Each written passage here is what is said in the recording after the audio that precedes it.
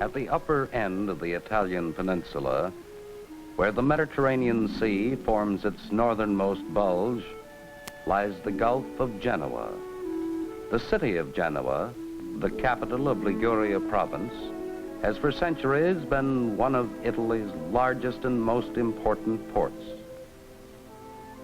Down the coast from Genoa, the hills drop sharply to the sea, shaping a rugged coastline. In the many coves and bays, the Ligurian fishermen go about their daily work, setting out in tiny boats from small villages. Vernazza is such a village, remote, peaceful, quiet. But it was not always so. Back in the 13th century, Vernazza was a strategic outpost against invading waves of Saracens. Even today, tower and defensive walls seem to stand guard over the slate-roofed stone houses of the village, huddled in a steep gully between the mountains. Vernazza, a tiny harbor for the boats and one single narrow street with stairways on either side leading to dwellings or up to more stairways and dank alleys. Here and there, some cats warming themselves in a shaft of sunlight. No road connects Vernazza to the outside world. Only the slowest trains stop there. For the others, it's a break of light between tunnels, too short for anyone to notice the quiet village down below. For its 900 inhabitants, life flows unchanging from day to day, from year to year. On Sunday mornings, itinerant tradesmen set up their stands, and after church, the people congregate on the street where they gossip and do a little shopping.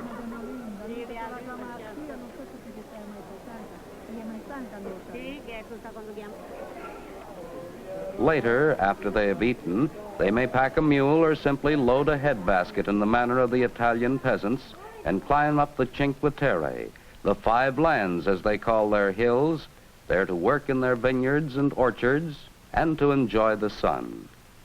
For some of the boys, Sunday means a little fishing lesson in the cove with their fathers. But not for Giorgio. Being the oldest child in the family, it fell to him to take care of his baby brother while his father rested from the previous night's fishing trip and his mother was working in the vineyards. It was usually late afternoon when she returned. Soon his father would set out in his boat again, and Giorgio would beg him to take him along. But the answer was always the same. No, no, go back, go to school, learn something. Then Giorgio, who had always had a longing for the sea and its adventure, stood on Land's End and watched his father row out into the setting sun alone.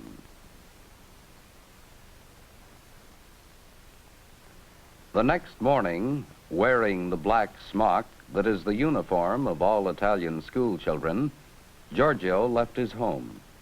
But unlike the other children, he did not go straight to school. It was still a little early, still time to sit in his favorite spot a few minutes and watch the sea.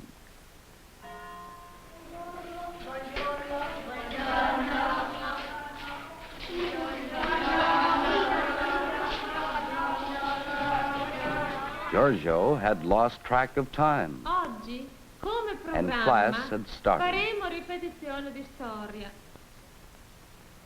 The teacher had just begun a review of the history of Columbus when Giorgio entered class. Now he was being reprimanded for being late as usual. Had he been sitting out there watching the sea again, he was asked. Yes, admitted Giorgio. Then the teacher went on to recount how Columbus, trying to get to the Indies, reached America on his voyage west. She asked who remembered the date of the discovery of America. They all knew it, except one.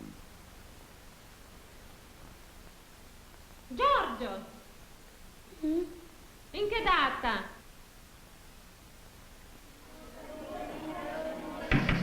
Now the teacher was really annoyed. Giorgio would never learn anything, she said, if he was always late and paid no attention. Then she ordered him to stand in the corner. The eyes of the whole class were upon him. The teacher kept on scolding him.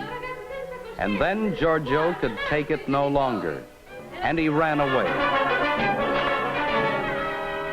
Where to, he didn't know at first. Only away from school, where they always laughed at him. Far away from Vernazza, to some place where no one would know him. He had ripped off and flung away his uniform, and kept running toward the only way leading inland, up the trail to the Cinqueterre. Signor Basso, the syndico, or mayor of Vernazza, was just leaving his office when he heard Mrs. Verduschi, the teacher, calling him. In emergencies, everybody turned to him first, for he represented authority. Also, the only telephone was in his office.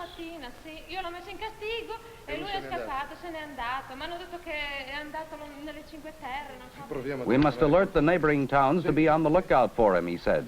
Come, please. They went quickly back to his office, and he began to call. Monterosso, Manarola, Rio Maggiore, Cornelia. But Giorgio wasn't headed that way. He had suddenly got an idea. Old Uncle Vittorio, gathering feed for his goats, was the last from the village to see him. He called after him, but Giorgio just ran. No, they wouldn't find him where he was going. Soon his mother heard the bad news. Then the gossip started. Well, what could you expect, said Signor Ricci. I knew this would happen someday. He'll never come back. No, Giorgio didn't want to come back. He was headed straight inland over the steep terraces. Beyond them, he knew, was the Via Aurelia, the highway leading to the port of Genoa, and Giorgio knew also about autostop, as hitchhiking is known in Europe. It was only a 60-mile stretch of road to Genoa, but what with the long climb up to the highway, it had taken Giorgio almost 5 hours to reach the outskirts of the city. He was a little scared all alone, but he was also quite determined to carry out his idea.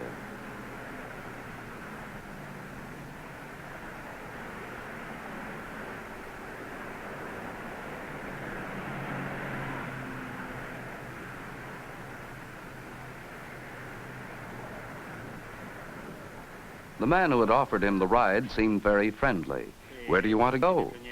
To the harbor, answered Giorgio. I want to go on a ship.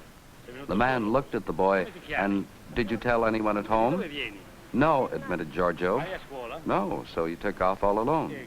Then he asked the boy's name and where he came from, and Giorgio suddenly felt very frightened. Did Giorgio go to school? Yes. Which grade? Had he ever been to Genoa before? No. Then the man pointed out the port area. Perhaps he could show him better on a map, he suggested. He told the driver to pull in at a service station.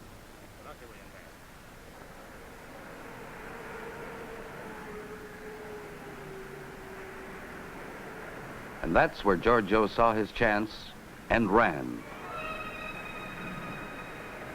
Drive on quickly, Signor Maliano, who was a city official, knew what he had to do. Soon he entered the nearest stazione vigile, or police station. Briefly, he told the officer on duty what had happened and gave a description of the little runaway.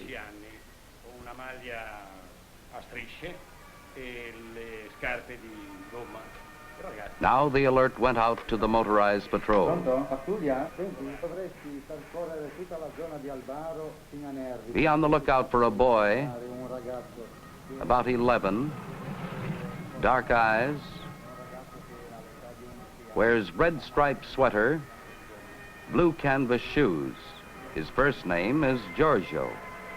He was last seen near Boccadasse. Find Giorgio.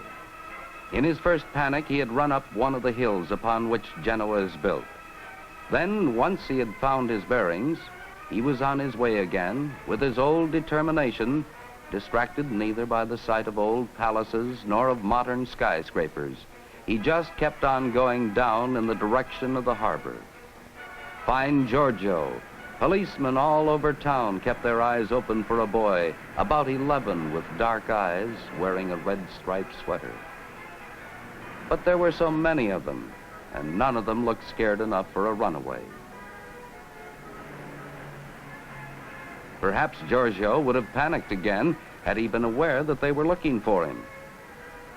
As it was, he escaped their notice, perhaps because instinctively he moved among crowds as much as he could. At last he had reached the street encircling the harbor basin. Only the high grill iron fence stood between him and the ships. Giorgio walked on quickly until he came to an entrance area where he slipped past a guard who took little notice. Giorgio was in the port of Genoa. Never before had he seen so many ships, and so close.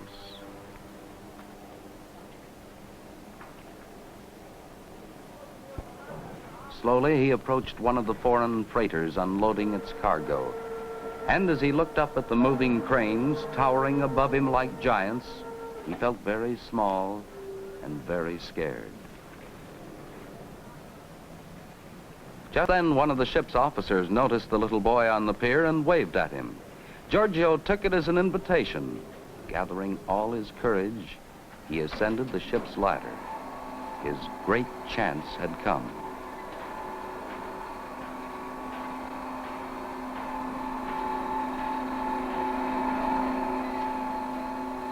The officer gave him a friendly welcome.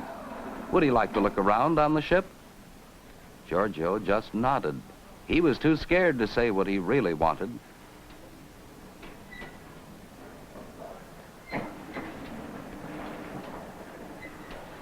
But he soon lost his fear.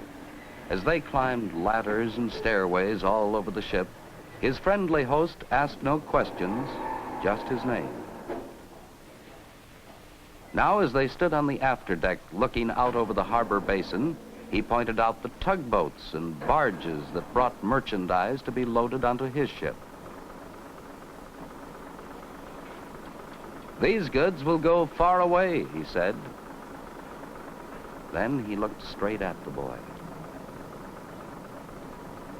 "And you, Giorgio, you want to go far away too. Isn't that why you came on this ship?" Giorgio couldn't bring out a word. He just nodded. "Well, I thought so," said the officer, "and I would really like to take you on, but aren't you a little young to be a sailor? On a ship, everyone must do a job, and to do it right, he first has to learn many things. Perhaps you'd better go back to school first and learn all you can. Then, when you're a few years older, maybe you can come back and we'll talk about it." Gently, he took Giorgio back to the gangway. They shook hands, and Giorgio, his dreams shattered so near their fulfillment, smiled bravely and waved back as he scampered down the ship's ladder.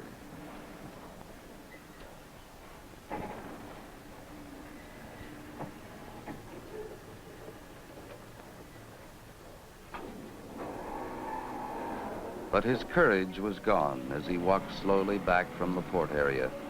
No one would take him on. Suddenly he felt alone and tired. He knew now what a foolish thing he had done. If only he could get back home again.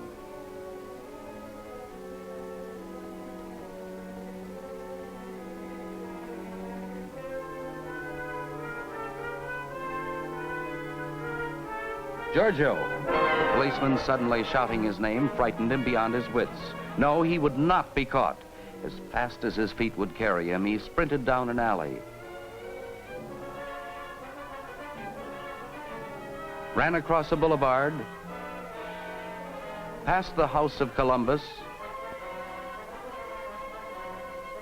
through the Porta Andrea, into the old part of town.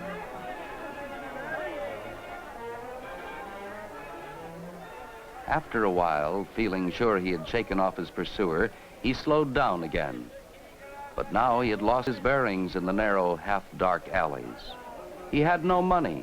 He was very tired and hungry. He had never done this before, but he simply couldn't resist the temptation. Giorgio feared the worst now. He should really get punished for trying to steal, the policeman said sternly. But then he told the woman he would pay for the fruit since the boy had no money.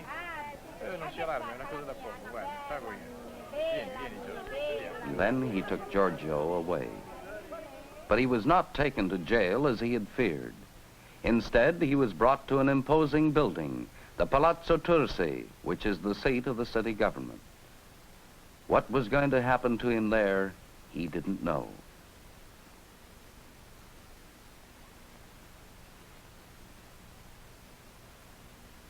Signor Maliano had been notified at his office in the Palazzo as soon as the boy was found.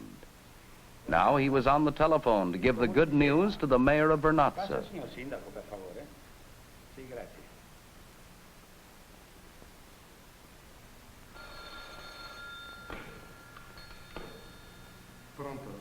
Pronto, sì, Vernazza. Sì, sono sindaco. Buongiorno, signor sindaco. Come sta? Oh, mi dica, onorevole. Bene, grazie, sì. Giorgio was all right, he told him, and perhaps he had learned a good lesson after all. But now that he was in Genoa, could they keep him another day as guest of the city? Tomorrow would be the day of the regatta of the four sea republics, a holiday in Genoa. It would be a memorable experience for the boy. Would the mayor please tell Giorgio's family not to worry? He would be well taken care of and would be home soon. Grazie. Arrivederla. Buongiorno.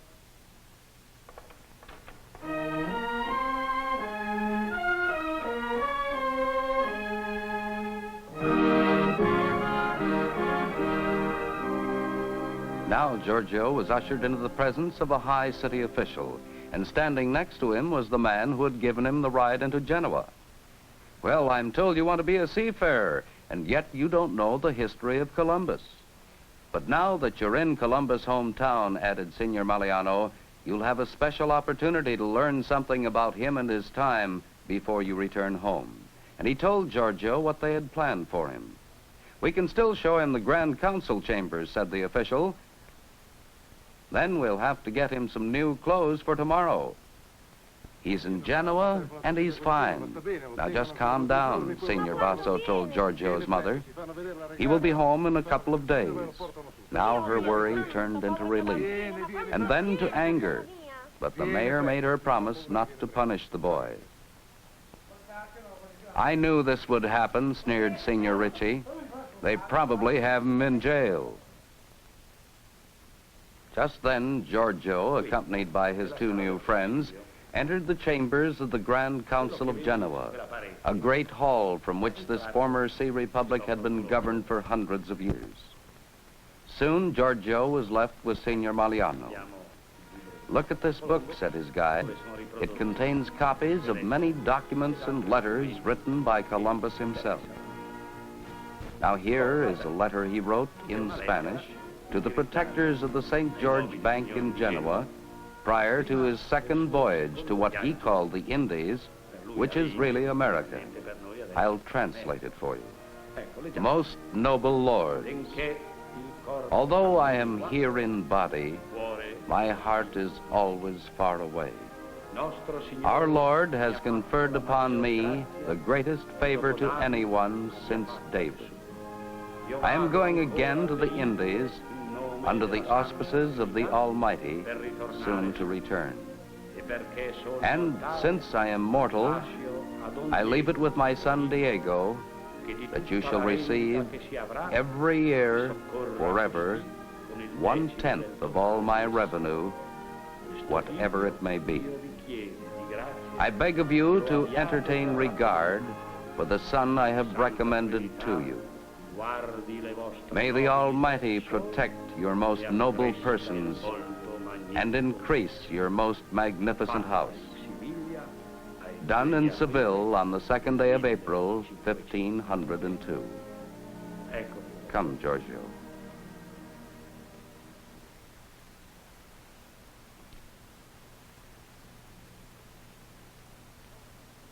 The tolling of church bells and blaring of bands ushered in the day of the Great Regatta, which commemorates in festive manner the fierce rivalry that once existed among the four old sea republics of Venice, Amalfi, Pisa, and Genoa.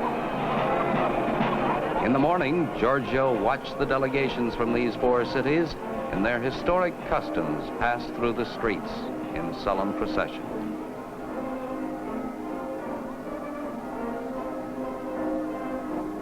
Then, in the afternoon, he stood in the midst of a great crowd waiting for the signal that would start the boat race far out in the harbor basin. For an instant, he felt sad again as he glimpsed a beautiful sailing vessel, the school ship of the Italian Navy, which was anchored nearby. But now the race was on, and Giorgio was caught up in the excitement. Down the harbor inlet they came, four sleek white gondolas with gilded ornaments on their bows, each carrying the banner of its city, each manned by 8 oarsmen, with the helmsman shouting the commands. Closer and closer they came, followed by motorboats, tugboats, fireboats, all tooting and whistling to spur them on until the big noise became one tremendous roar. Genoa had won.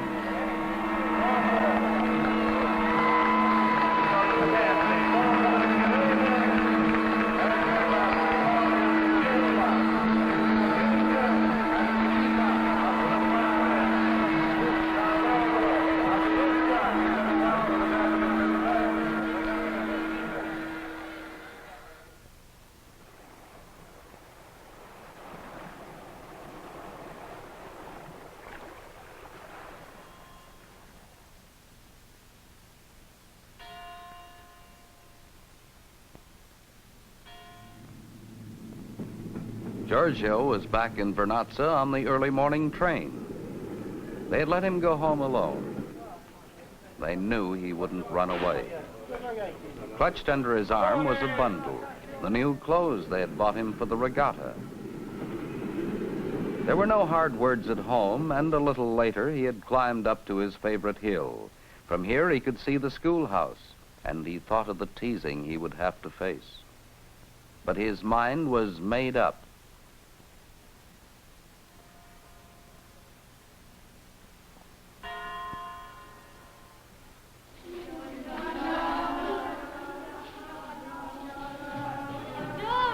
Why, Giorgio, said the teacher, for once you were on time.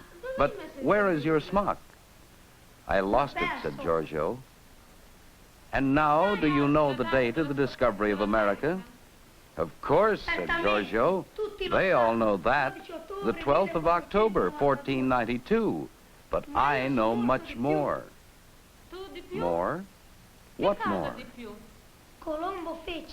Columbus went on a second voyage to America, and before he left, he wrote an important letter from Seville to the bankers of Genoa.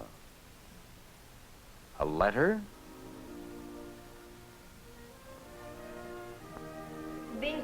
Although I am here in body, my heart is always far away.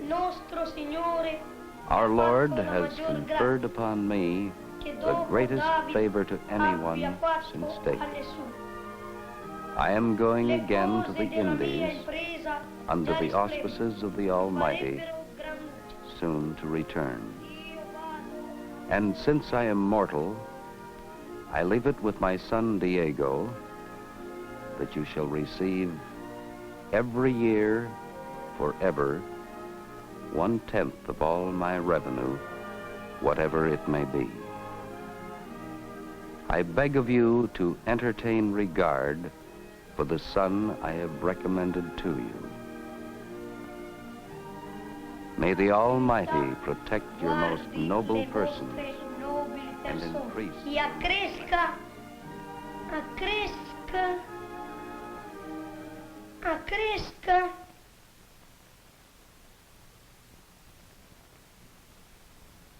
And when I know more, I shall tell you the rest. For I will learn and learn and learn.